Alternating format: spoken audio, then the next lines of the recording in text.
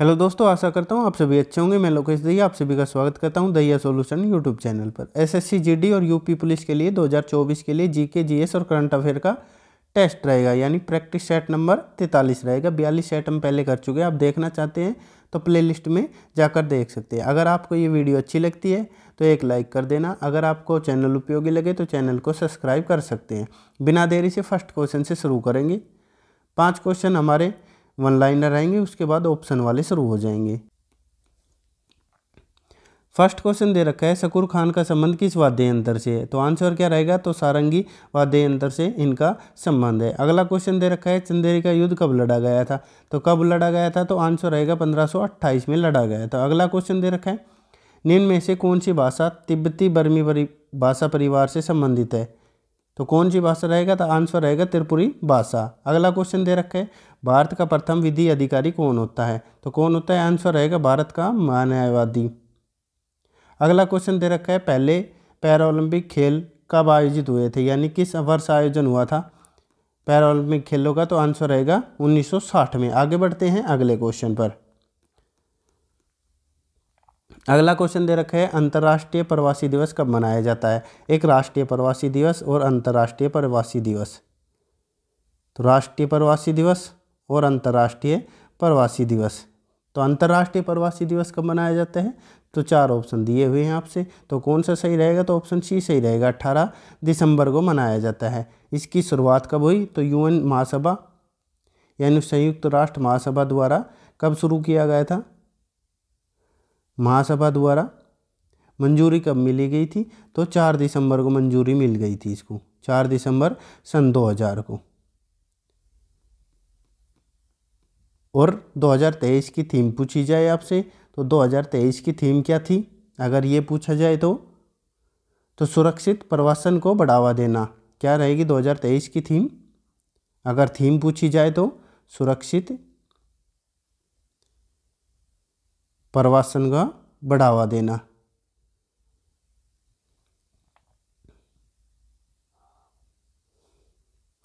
बढ़ावा देना।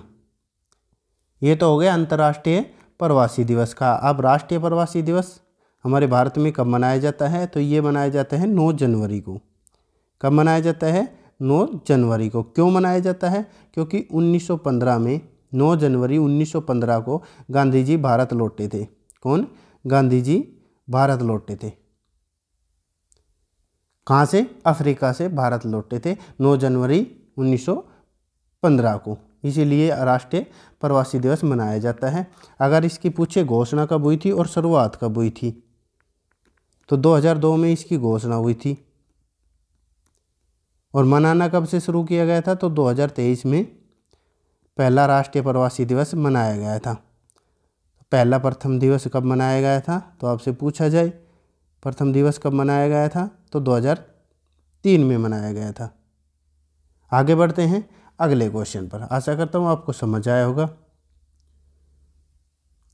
अगला क्वेश्चन दे रखे हैं, किस संस्था ने किसान संकट मोचन विकसित किया है? तो ऑप्शन दे रखे हैं, नाबार्ड, कृषि और किसान कल्याण मंत्रालय, CRIDA या CST। तो किसने किया है किसान संकट मोचन? तो आंसर रहेगा ऑप्शन सी। CRDA की फुल फॉर्म क्या रहेगी? तो central research institute for dryland agriculture. क्या रहेगी? तो central research institute for dryland agriculture. क्या रहेगी? एग्रीकल्चर।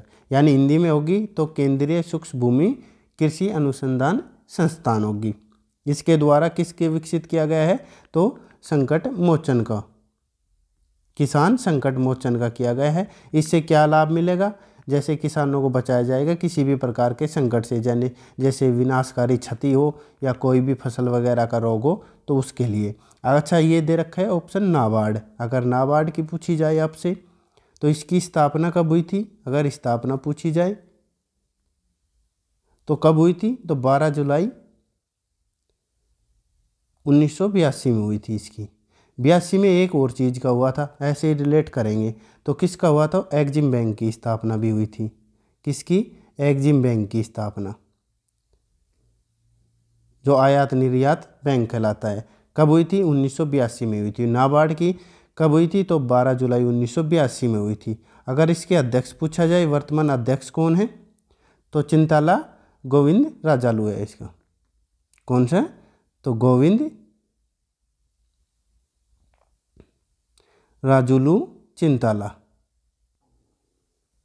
चिंताला से याद रखना है। जैसे नाबार्ड बैंक की कब हुई थी? तो चिंता करता है कृषियों के लिए, ऐसे याद करेंगे। कृषि के लिए चिंता करता है। तो कैसे, कौन सा बैंक है? कृषि के लिए चिंता करता है नाबार्ड बैंक। तो किसकी चिंता करता है? तो कृषि के लिए, ऐसे याद रख लेंगे। वर्तमान अध्यक्ष है। आगे बढ़ते हैं अगले क्वेश्चन पर। अगला क्वेश्चन दे रखा है, किस संस्था ने लाइट कॉम्पैक्ट एयरक्राफ्ट यानी LCA तेजस विकसित किया है? किसने किया है? तेजस को विकसित किया गया है। अगर ये पूछा जाए ये चर्चा में क्यों था, तो हल्के विमानों के लिए 1 जुलाई 2023 को किसने? वायुसेना ने। वायुसेना के द्वारा, यानी स्वदेशी जो हल्के विमान हैं उनकी वर्षगांठ मनाई है। तो कौन सी वर्षगांठ मनाई है अगर पूछा जाए? वर्षगांठ मनाई है। कब मनाई है? 1 जुलाई को हल्के लड़ाकू विमानों की। कौन सी वर्षगांठ मनाई है? तो ये 7वीं वर्षगांठ मनाई है। कब? 1 जुलाई को। तो इसलिए ये चर्चा में है तेजस। तो किसके द्वारा विकसित किया गया है? तो ऑप्शन रहेगा बी सही। किसके द्वारा? DRDO के द्वारा। अगर DRDO के बारे में पूछा जाए, स्थापना कब हुई थी DRDO की? तो 1 जनवरी 1958 को हुई थी। 1 जनवरी को। अगर ये पूछा जाए 1 जनवरी 2024 को इसने कौन सा स्थापना दिवस मनाया था, आपसे ये पूछा जाएगा तो कौन सा? तो 66वां स्थापना दिवस मनाया था 1 जनवरी को 2024 को। अगर अध्यक्ष पूछा जाए, वर्तमान अध्यक्ष कौन है? तो समीर वी कामत है। समीर वी कामत वर्तमान अध्यक्ष हैं। कामत। अच्छा, इसका मुख्यालय, तो मुख्यालय आप सभी को पता होगा कहाँ पे है? नई दिल्ली में इसका मुख्यालय है। इसरो के बारे में पढ़ते हैं। इसरो की स्थापना कब हुई थी? अगर इसरो की स्थापना पूछी जाए तो कब हुई थी? 15 अगस्त को हुई थी। 15 अगस्त 1969 को, 69 में इसरो की। अध्यक्ष पूछा जाएगा वर्तमान में, अध्यक्ष कौन है? तो S सोमनाथ सिंह है। S सोमनाथ सिंह है वर्तमान अध्यक्ष। अच्छा, इसका मुख्यालय, तो इसका मुख्यालय बेंगलुरु में होगा। DRDO को कहाँ पे है? तो नई दिल्ली में है इसका मुख्यालय। आशा करता हूँ आपको समझ आया होगा। अगले क्वेश्चन पर बढ़ते हैं अब।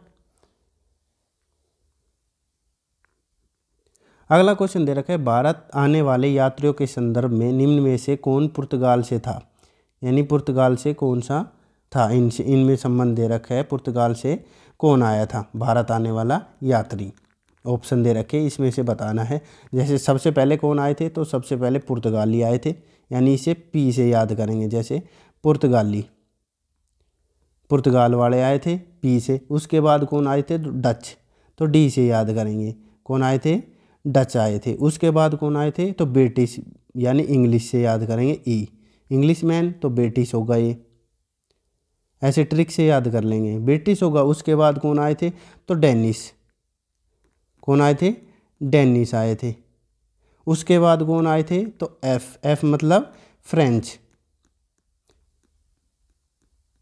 तो कैसे याद करेंगे? देखो, PDEDF, यानी PDED और F, PDEDF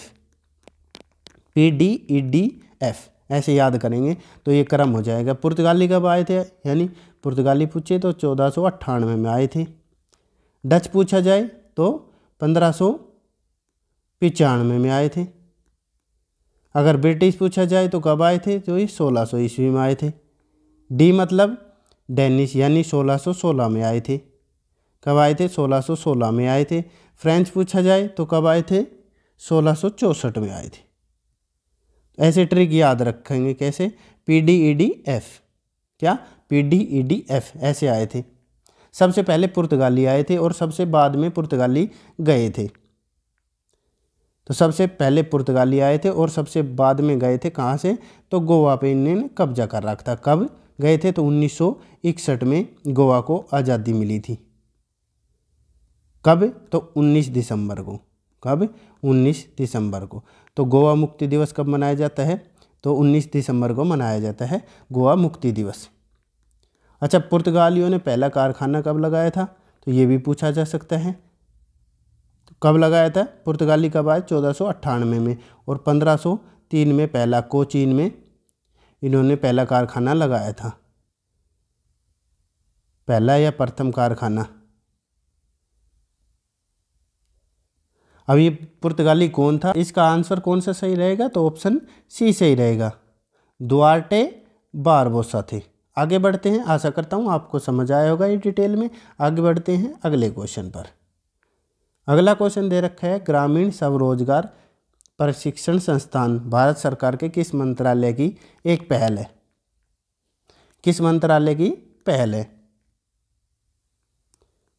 तो ऑप्शन दे रखे हैं, ग्रामीण विकास मंत्रालय, कृषि मंत्रालय, वित्त मंत्रालय या श्रम और रोजगार मंत्रालय। तो कौन सा सही रहेगा? तो ऑप्शन ए सही रहेगा। किसकी पहल है ये?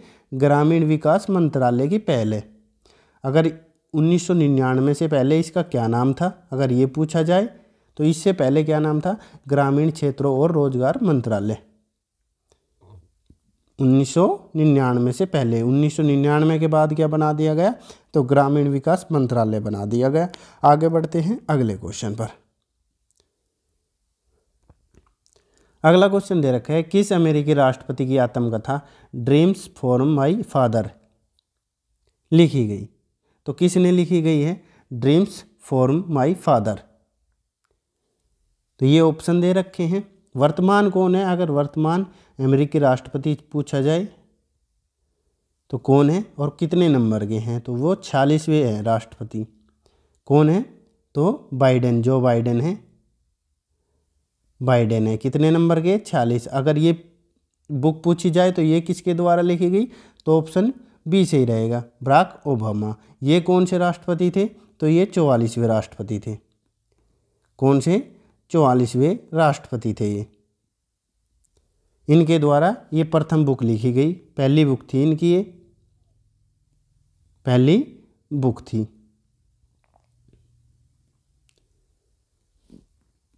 और पूछा जाए अन्य बुक, दूसरी बुक कौन सी है जो प्रसिद्ध थी? अगर परीक्षा में पूछा जाए तो कौन सी थी? The Audacity of hope. The Audacity of hope, ये पुस्तक थी। दूसरी पुस्तक पूछा जाए ये कब प्रकाशित हुई थी? तो 2006 में। इसकी पत्नी की भी एक परीक्षा में पूछी जाती है। कौन? इनकी पत्नी का नाम तो मिशेल ओबामा थी। Michelle Obama. इनकी पुस्तक जो 2018 में प्रकाशित हुई थी, कौन सी पुस्तक है? तो बी कमिंग थी। बी कमिंग इम्पोर्टेंट है ये, परीक्षा में 2018 में प्रकाशित हुई थी ये।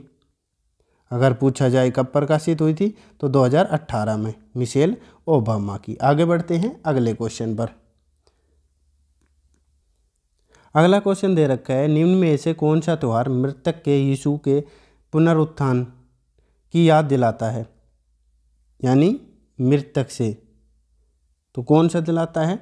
और यीशु के जन्म की याद कौन सा दिलाता है? यीशु के जन्म के रूप में कौन सा मनाया जाता है? अगर जन्म पूछा जाए तो जन्म के रूप में कौन सा? तो क्रिसमस मनाया जाता है। क्रिसमस मनाया जाता है। ये पूछ रखा है मृतक के रूप में, तो मृतक के रूप में कौन सा रहेगा? तो पुनर्जन्म के रूप में, तो ऑप्शन ए सही रहेगा। यानी इसमें क्या माना जाता है? तो ईसाई धर्म का पुनर्जन्म माना जाता है। किसका? ईसाई धर्म का पुनर्जन्म माना जाता है।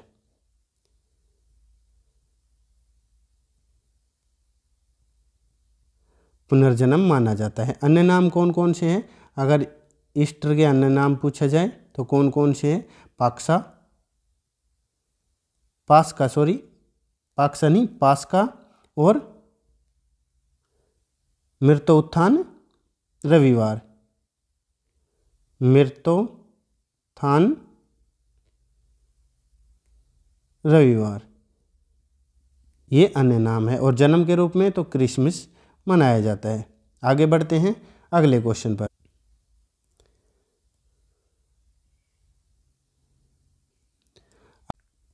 अगला क्वेश्चन दे रखा है, निम्नलिखित गुप्त सम्राटों में से किसने विक्रमादित्य की उपाधि धारण की थी? तो स्कंदगुप्त, बुधगुप्त, चंद्रगुप्त प्रथम या चंद्रगुप्त द्वितीय। यानी गुप्त वंश का संस्थापक कौन था?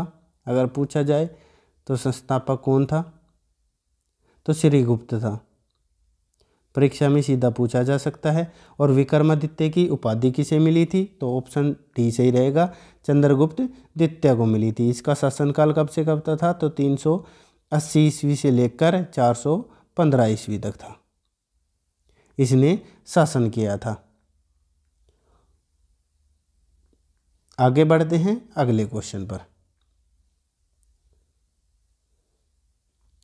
अगला क्वेश्चन दे रखा है, भाला फेंक खेल में महिलाओं के लिए प्रयुक्त होने वाला भाले का वजन कितना होता है? तो ये ऑप्शन दे रखे हैं। अगर लंबाई पूछी जाए, पहले पुरुषों की बता देता हूँ। अगर भाले की लंबाई महिलाओं के लिए अलग होती है और पुरुषों के लिए अलग होती है। तो पुरुषों के लिए क्या होती है वो बता देता हूँ। वो 800 ग्राम का तो भाला होता है। कितने ग्राम का? तो 800 ग्राम का। अगर लंबाई पूछी जाए, भाले की लंबाई कितनी होती है? तो 2.6 से लेकर 2.7 मीटर तक होती है भाले की लंबाई। अगर महिलाओं के लिए पूछा जाए तो 2.2 से लेकर 2.3 मीटर तक लंबाई होती है भाले की। और वजन होता है कितना? तो 825 ग्राम, 600 ग्राम, 700 ग्राम या 800 ग्राम। तो कितना होता है? तो ऑप्शन बी सही रहेगा, 600 ग्राम। और पुरुषों में कितना होता है भाले का? तो 800 ग्राम का होता है। आगे बढ़ते हैं अगले क्वेश्चन पर। अगला क्वेश्चन दे रखा है, अखिल भारतीय मजदूर संघ कांग्रेस ने श्रमिकों के काम करने और रहने की स्थिति में सुधार करने का काम किया। तो प्रमुख नेताओं में से कौन थे? ऑप्शन दे रखे हैं, यानी किन्होंने श्रमिकों के काम करने और रहने के सुधार किया था उसमें। तो ऑप्शन दे रखे हैं, जीबी पंत, ज्योतिराव फुल्ले, एमएन रॉय या एमजी रानाडे। तो किसके द्वारा किया गया था? तो ऑप्शन सी सही रहेगा, किसके द्वारा? एमएन रॉय के द्वारा किया गया था। अगर अखिल भारतीय मजदूर संघ की स्थापना पूछे तो कब हुई थी? तो 1920 में हुई थी। एमएन रॉय के अगर पूरा नाम पूछा जाए, पूरा नाम और मूल नाम क्या था? क्योंकि पूछ सकता है आपसे मूल नाम और पूरा नाम एमएन रॉय की। तो यह क्या होगा इसका? मानवेंद्र नाथ रॉय। अगर पूरा नाम पूछा जाए तो मानवेंद्र नाथ रॉय। अगर मूल नाम पूछा जाए तो क्या था? तो नरेंद्र नाथ भट्टाचार्य था। क्या था? नरेंद्र नाथ भट्टाचार्य। नरेंद्र नाथ भट्टाचार्य था। आगे बढ़ते हैं अगले क्वेश्चन पर। अगला क्वेश्चन दे रखा है, भारत के संविधान में निम्न में से किस भाग को भारतीय संविधान की अंतरात्मा के रूप में संदर्भित किया गया? यानी संविधान की अंतरात्मा किसे कहते हैं? तो मौलिक कर्तव्य को, केंद्र राज्य संबंध को, मौलिक अधिकार को या नागरिकता को। मौलिक कर्तव्य कहाँ से लिए गए हैं? तो ये रूस से लिए गए हैं। और मौलिक अधिकार तो ये यूएसए से लिए गए हैं। अगर इसका आंसर पूछा जाए तो कौन सा सही रहेगा? अंतरात्मा किसे? तो ऑप्शन सी सही रहेगा, मौलिक अधिकारों से। पहले कितने थे? अगर संख्या पूछा जाए तो पहले कितने थे? तो पहले 7 थे। फिर 44वें संविधान संशोधन के तहत यानी 1978 में एक कम करके यानी 6 संख्या कर दी गई। कितने कर दिए गए? तो 6 मौलिक अधिकार कर दिए गए। तो कौन सा हटा दिया गया? तो संपत्ति का अधिकार हटा दिया गया। संपत्ति का अधिकार हटा दिया गया मौलिक अधिकार से। और ये किस अनुच्छेद में जोड़ा गया? तो अनुच्छेद 300 क यानी ए में जोड़ा गया और इसे कानूनी अधिकार बना दिया गया। कौन सा अधिकार बना दिया गया? तो कानूनी अधिकार बना दिया गया। अधिकार बना दिया गया। अगर मौलिक अधिकारों के भाग पूछा जाए किस भाग में वर्णन है? तो भाग 3 में है। और अनुच्छेद पूछे जाए आपसे तो 12 से लेकर 35 तक अनुच्छेद है। आगे बढ़ते हैं अगले क्वेश्चन पर। अगला क्वेश्चन दे रखा है, भारतीय संविधान के निम्न में से किस संवैधानिक संशोधन अधिनियम ने एक ही व्यक्ति को 2 या 2 से अधिक राज्यों का राज्यपाल नियुक्त किया जा सकता है। यानी एक व्यक्ति 2 राज्यों को या 2 से अधिक राज्यों का राज्यपाल बन सकता है किस संशोधन अधिनियम के तहत। तो 7वां, 8वां, 10वां या 5वां। तो कौन सा रहेगा? अगर राज्यपाल के पूछा जाए तो वर्णन किस अनुच्छेद में है? तो अनुच्छेद 153 में होगा। अगर अधिनियम पूछा जा रहा है तो कौन सा सही रहेगा? तो ऑप्शन ए सही रहेगा। 7वां कब हुआ था ये संशोधन? तो कब हुआ था? 1956 में हुआ था। उसी के साथ ये जोड़ा गया था, यानी एक व्यक्ति 2 या 2 से अधिक राज्यों का राज्यपाल हो सकता है। आगे बढ़ते हैं अगले क्वेश्चन पर। अगला क्वेश्चन दे रखा है, प्रथम राष्ट्रीय शीतकालीन खेलों का आयोजन डैश में हुआ था या किया गया था। तो श्रीनगर में, मनाली, गुलमर्ग या ओली में किया गया था। तो कहाँ पे किया गया था? तो ऑप्शन सी सही रहेगा। कहाँ पे? गुलमर्ग। जो कहाँ पे है? तो ये जम्मू कश्मीर में है। अगर इसका अन्य नाम पूछा जाए या मूल नाम पूछा जाए, गुलमर्ग का दूसरा नाम पूछा जाए तो क्या रहेगा? तो गोरीमर्ग है इसका नाम। क्या? गोरीमर्ग। कब हुआ था आयोजन? अगर पूछा जाए तो मार्च 2020 में हुआ था। कब? मार्च 2020 में आयोजन हुआ था। आशा करता हूँ आपको समझ आया होगा। आगे बढ़ते हैं अगले क्वेश्चन पर। अगला क्वेश्चन दे रखा है, निम्नलिखित में से किस देश से भारत के संविधान में सर्वोच्च न्यायालय के सलाहकार क्षेत्र अधिकार को अपनाया गया है? तो कहाँ, किस संविधान से लिया गया है? तो पुर्तगाल, जर्मनी, कनाडा या क्यूबा से। क्या? तो सर्वोच्च न्यायालय के सलाहकार क्षेत्रीय अधिकार को अपनाया गया है। तो किस संविधान से? तो ऑप्शन सी सही रहेगा, कनाडा के संविधान से। और क्या क्या लिया गया है? कनाडा के संविधान से। एक ये ज़्यादा पूछा जाता है परीक्षा में, कौन सा? तो पंचवर्षीय योजना, ये ट्रेंड में चल रहा है आजकल। कौन सा? पंचवर्षीय योजना। किस संविधान से, किस देश के संविधान से लिए गए हैं? तो ये आंसर रहेगा, रूस के संविधान से लिए गए हैं पंचवर्षीय योजना। अगर कनाडा से पूछा जाए तो क्या क्या लिया गया है? तो यूनियन शब्द। क्या लिया गया है? यूनियन शब्द। यह भी इम्पोर्टेंट है। यूनियन शब्द किस संविधान से लिया गया है? किस देश के? तो कनाडा से। अवशिष्ट शक्तियाँ, अवशिष्ट शक्तियाँ भी कनाडा से ली गई है। और संघात्मक व्यवस्था,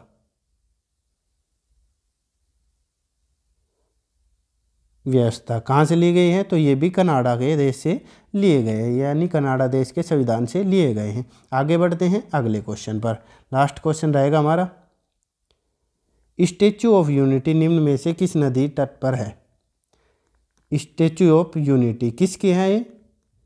तो ये वल्लभ भाई पटेल की है। किसकी? वल्लभ भाई पटेल की।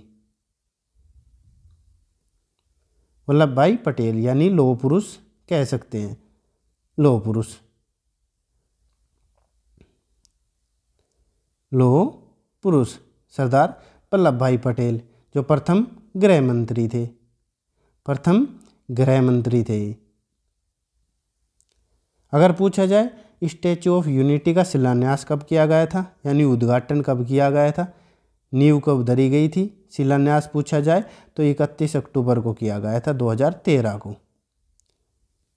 अगर पूछा जाए किस नदी पर है तो ऑप्शन डी सही रहेगा, नर्मदा नदी पर है। और वो पूछा जाए यानी तट, तो कौन से तट पर? तो साधु बेट। साधु बेट नामक स्थान पर अगर जगह पूछी जाए तो अहमदाबाद में। अहमदाबाद में होगा। और अहमदाबाद कहाँ पे है? तो ये गुजरात राज्य में। इसकी लंबाई पूछी जाए, ऊंचाई पूछी जाए तो कितने मीटर ऊंचाई है? तो 182 मीटर ऊंची प्रतिमा है। कितने मीटर? तो 182 मीटर ऊंचाई है इसकी। और डैम पूछा जाए तो डैम कहाँ पे है? तो सरदार सरोवर बांध के निकट है। और वास्तुकार कौन थे, यानी तैयार करने वाले वास्तुकार कौन थे? तो राम सुतार थे। राम सुतार।